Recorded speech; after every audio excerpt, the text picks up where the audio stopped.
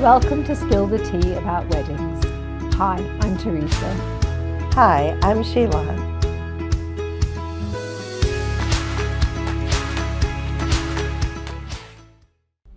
Hi, welcome to Spill the Tea with Sheila and Teresa. I'm Sheila. I own Finest Details. I am a wedding planner, florist, and decor rental. I'm located in Goldsboro, North Carolina. Hi there, I'm Teresa, owner of the English Country Barn, a beautiful wedding venue in Magnolia, North Carolina. And since we spilled the tea, I have done something fun today. Go on. You always bring us the English tea, so today I brought sweet tea. Oh, and I'm such a purist that there's definitely no sweet tea for me. Let's just spill the tea. So cheers, Cheers. because today I'm on the water. we are going to have some old-fashioned fun with Sheila and Teresa. We are. I've missed you, Sheila. You've been away sick. I feel And like I've had to hold the fort and be serious and do all the proper things. So yeah, welcome you don't back. have to be serious. Well, you know, sometimes when you invite guests, you have to be a bit more sensible. Well, it's just us today. So we can spill the tea Yeah, to so we our heart's can. content. And I'll tell you, it's so nice to be back because every week I've looked at the videos and I was like, gosh, I have so many things I could have said. Like, I feel like I've missed so many subjects. Well, perhaps some of those subjects we'll revisit at some point and you can have your say as well. But I do have to say that there was a really nice little twist on one of them, because our last one, we were talking about planning and coordinating and how important it was, and, you know, what should couples do first? Should they go to the venue? Should they get a planner? And I was like, get the planner. And you were like, get the venue. But then you actually did a... Oh, okay. Whatever. I mean, Sheila, I was wrong. I said I was wrong. We don't have to... I was so nice. I was like, I even stood up and I was like, she said she was sorry. I missed it in person. And now you're going to press the thumb screws and make me say it all again, aren't you? Sheila, I was wrong. And I mean, that happens once a decade. Well, it is funny because every couple, I think, is different. But it is true. A venue and a planner need to be, those decisions need to be thought about so closely together. It could be either or. It's just nice sometimes to be right, like sometimes. But today, since I did a lot of the last subjects, what do you want to talk about today? So, well, because we haven't spilt the tea properly for a while, I feel like we should get down and dirty and actually have a strong opinion about something. And I want to talk about the not so glamorous side of weddings and the things that we hate. Hate? Well, maybe we should say things we don't like. Well, yeah, okay. But I mean, I might still feel passionately about one or two of them and actually really think, oh, if my blood boils occasionally. And I think that I really don't like Well, then that. why don't we do a format? You say something that you don't like or hate, and I'll say something I don't like, and then we'll follow it up with something positive. Oh, absolutely. Because Okay. I mean, most of wedding we love, don't we? Yeah, But there are some things every week, great.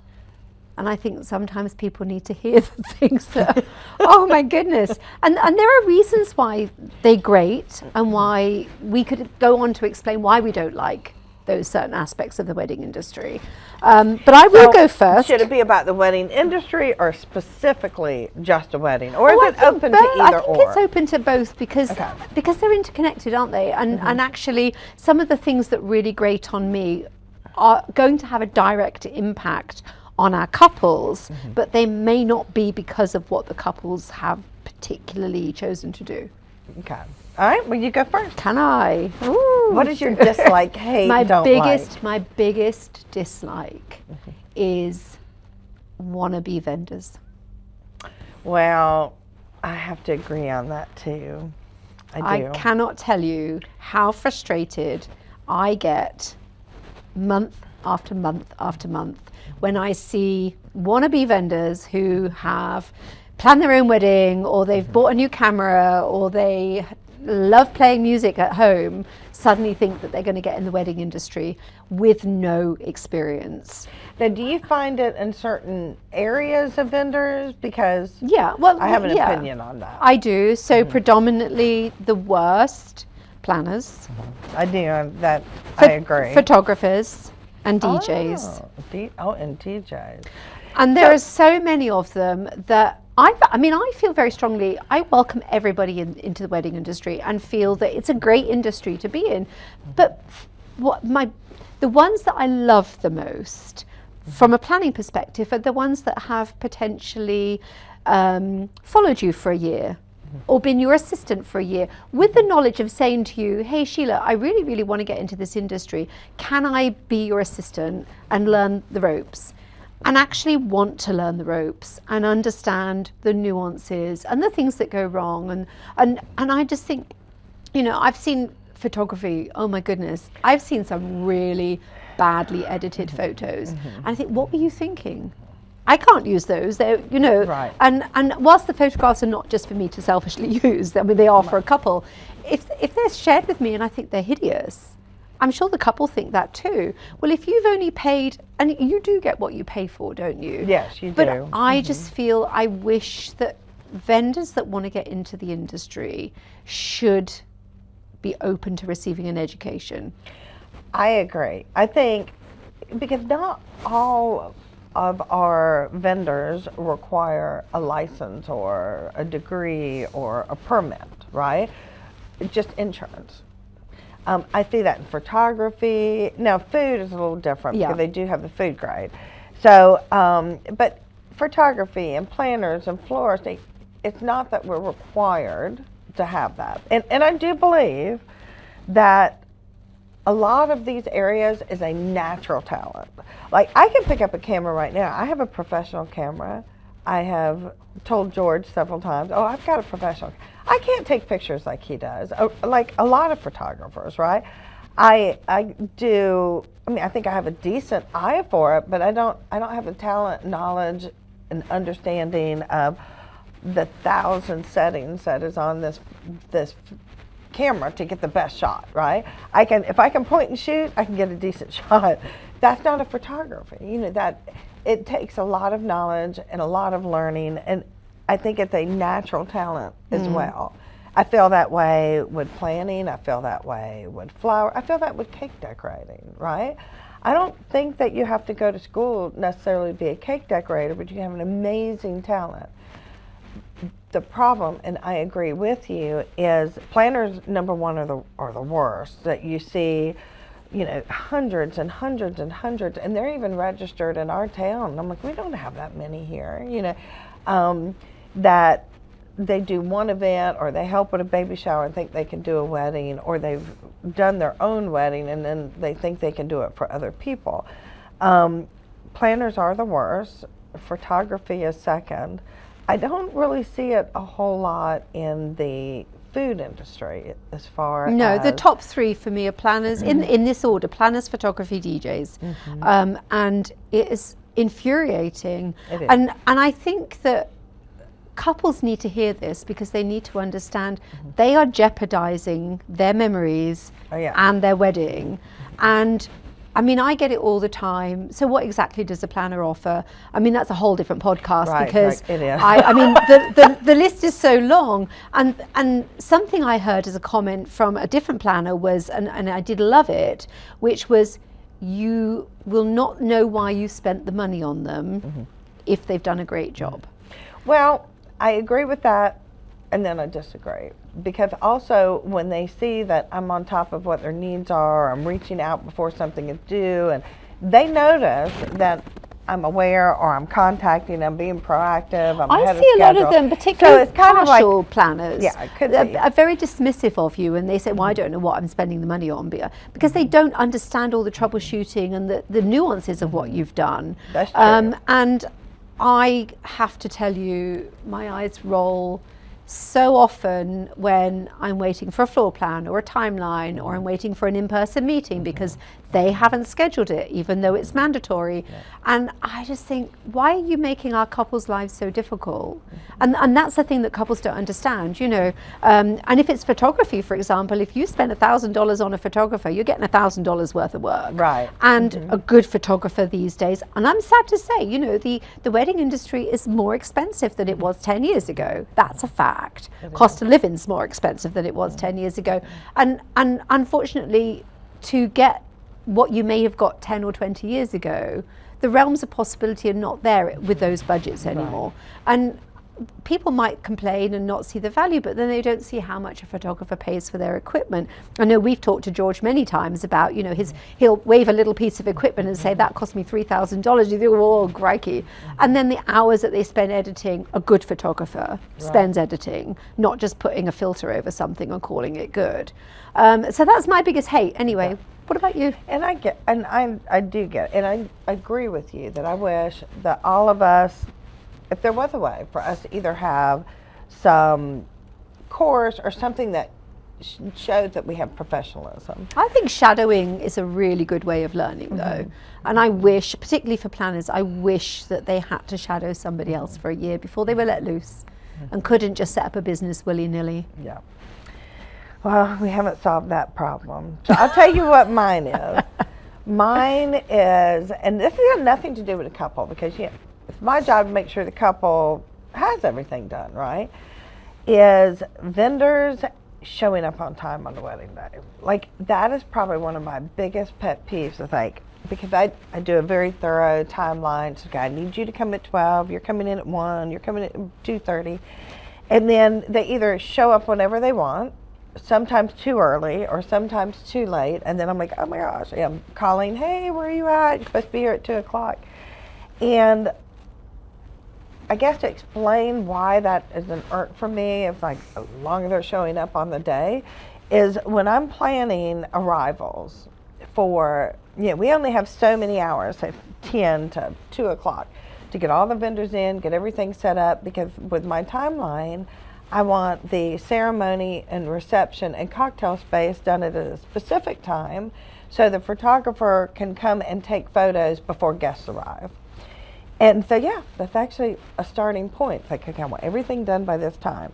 So if you're scheduled to come in at 2 and you decide, well, I'm just going to show up at 12, I may have 2 or 3 vendors parked at that front door unloading. And they may have a team of 2 to 6 or 7 people all trying to unload at the same time. So if you pull up early, you're frustrated because there's no parking space, or you block them and start unloading.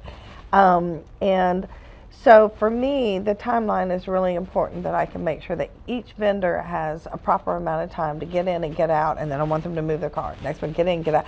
So everybody is not coming in at one time, and those increments. So when vendors don't show up on time, it stresses me out. Is there a problem? Are they broke down? Are they aware? I start, of course, to think, well, notwithstanding the fact that you might have to be doing something else as well, which then means you can't point them in the right direction because they haven't done that. I saw a planner once at the venue who was completely overwhelmed because 15 different people were all asking her questions at the same time, and she didn't know who to answer first, all because that timeline had gone to pot.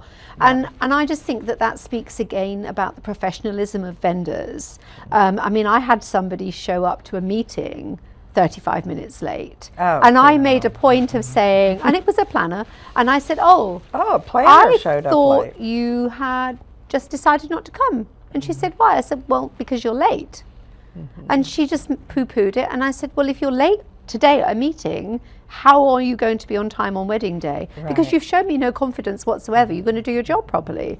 And I just think that, again, it all comes back to it, doesn't it, really, that these people, these couples, are paying for what they get. And if you have professional vendors who understand the importance of that professionalism, whether it's actually doing the job they're supposed to do or showing up on time, that's part of the fee. That's why you're paying for these people to do a great job.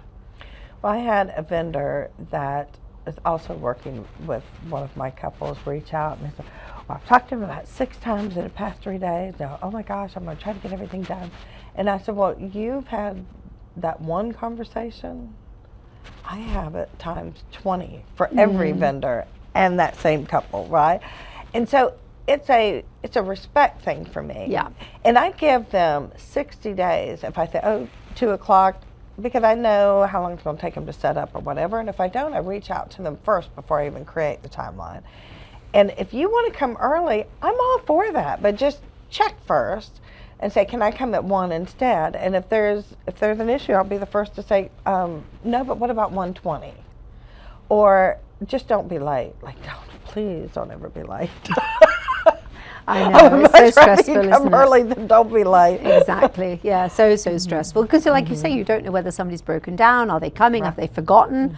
You know, did they smash the cake on the way out the door? You just don't know, do you really? No. So no. yeah, it is all down to respect, really.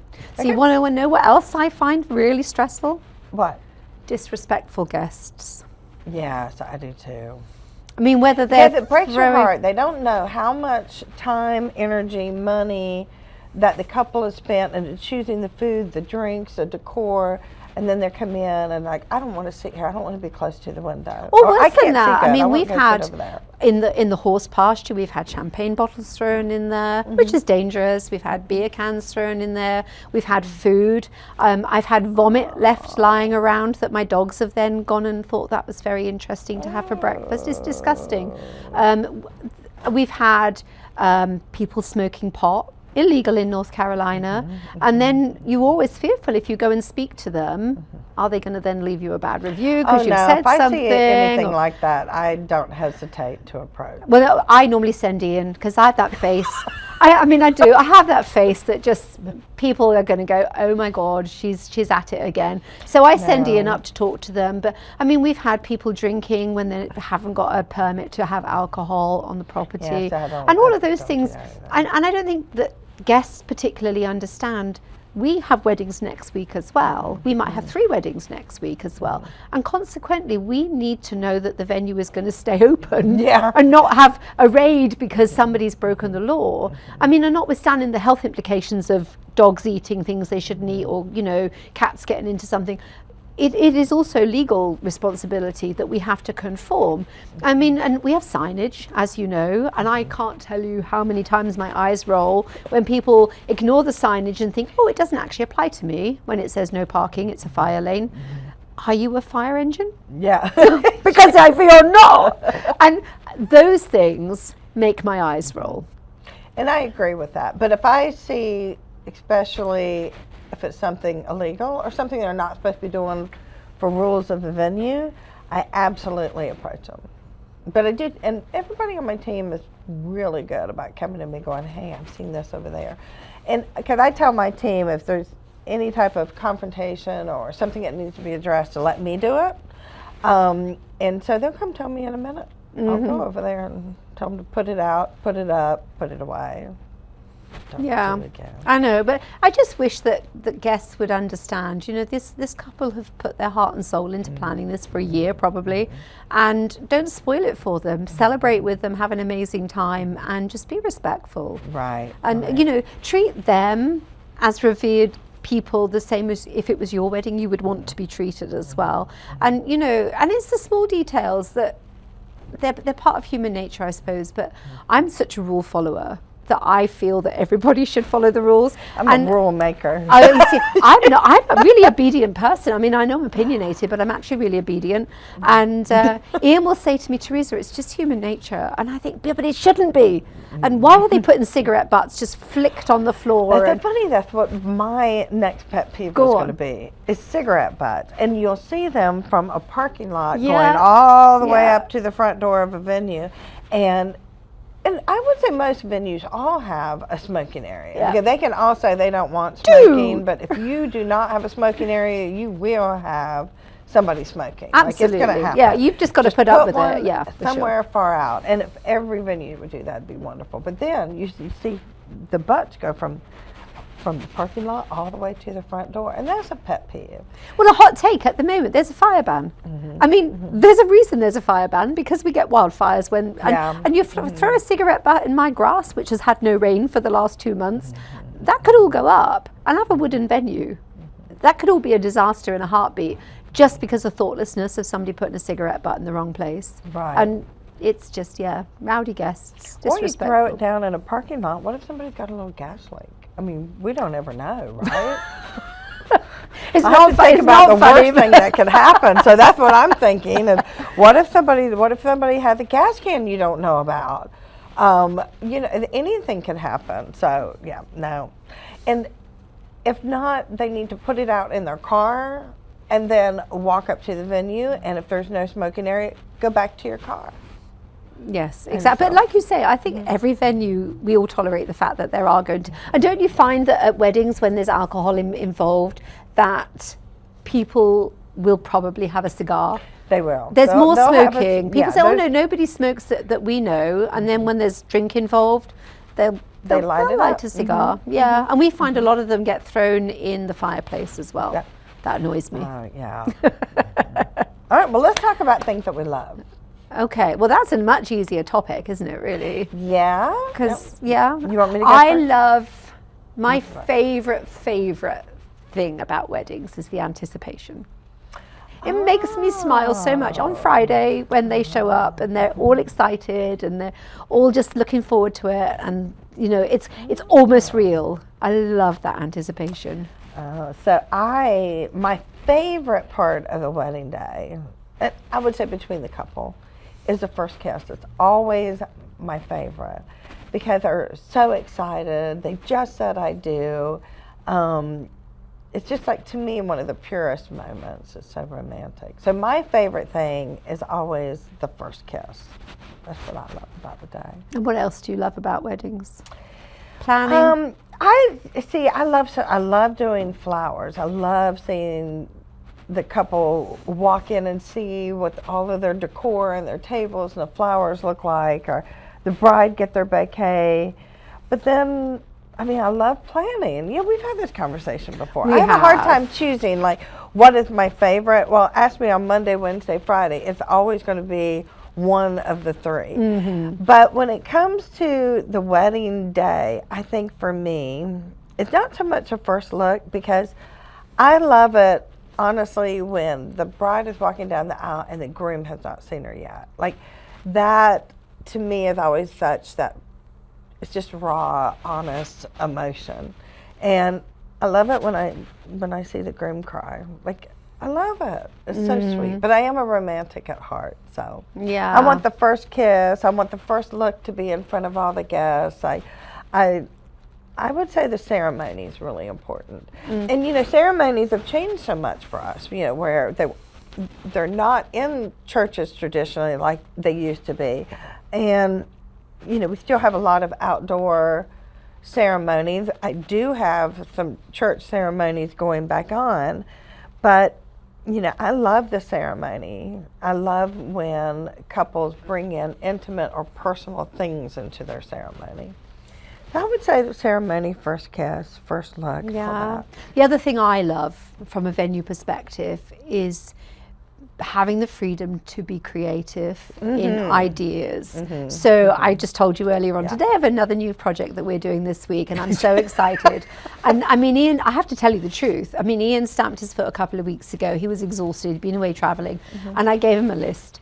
And he said, "Stop giving me projects." Ian, you married the wrong person, honestly, if you think that I'm not going to give you projects. But I love improving the venue and coming up with something new. And sometimes I might just be going up there to feed the cats and think, oh, I know, we could, I think that would look good. And then I'll phone him or text him, even though he's actually just 100 yards away. There's a protection from the look on his face when they say, I've been thinking. But so I love that about having that freedom at the venue, that I can be creative, because honestly, I am a creative person. I mean, obviously I do cakes and desserts and stuff, but I lose that creativity in the management of the venue. So being able to come up with ideas and have things, and then just, and Ian stained something the other day, which is new. You haven't seen it yet. And I thought, oh, wow. And I went out there and I thought, wow, that looks really good. And it's so nice because then the next person comes around and they see it, and that for me is something I passionately love. Well, I'm also a creative soul, and I think it comes out in planning because I always want to do something unique for the couple that's very individual just for them, or if it's in the flowers or it is in the decor. So I love the creative side, and maybe that's what brings all three categories together for me. But I think, what is your, if you had to pick not ceremony, but about being in the wedding industry, what would you say is your favorite part? Ooh. Not necessarily the day or the couple, but just the wedding industry. The camaraderie between great vendors, I love. I love you too. Oh. I wouldn't have friends. I wouldn't have friends like you guys without being in this industry. And we all understand each other, and we can all, talk about things that we agree and disagree with. We haven't even talked about couples really. I mean, I do love our couples as well, but I feel that the whole industry is unique, isn't it? It's something that people don't necessarily understand. We work, like you said to me earlier on, till 2:00 in the morning sometimes, or I never have a weekend off, and every Saturday and every Sunday we've got something to do, and people don't always understand that if they're not in the industry. Sorry, I can't come out to play on Saturday because I'm kind of busy, and my day off is Tuesdays. So, and if you're not in the industry, you possibly don't see that either. Exactly. So, so that side of things I absolutely love. As I said, I think because we're all so different. I mean, you're planning and florist, so the things that get you really excited when your flowers come in, the things that get me excited are weirdly seeing the concrete has just been power washed and it looks really, that actually gets me really happy. So I want to be the best that I possibly can be in my niche of the wedding industry, and that drives me every day. It's when I walk around the corner with the dogs in the morning and my trees are alive, and I look at the venue and it makes me so proud, and I love that. Because I think we built that from the ground up, and it's something that we are very proud of. But I'd say, as I say, we do love our couples, we do love wedding weekends, but for me, probably the camaraderie. I agree with you. And it's great to work with other vendors that feel the same way. Like, they're passionate about their company, they're passionate about their reputation, they're passionate about quality of service.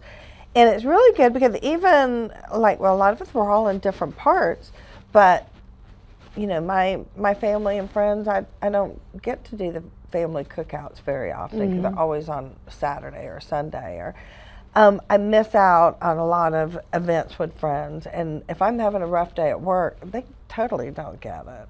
So we can all just, that's the good thing is we can bounce ideas off of each other, learn from each other, and you have somebody that kind of understands when you're having a rough day. Yeah, definitely. If the flowers show up 3 hours late, you're having a meltdown.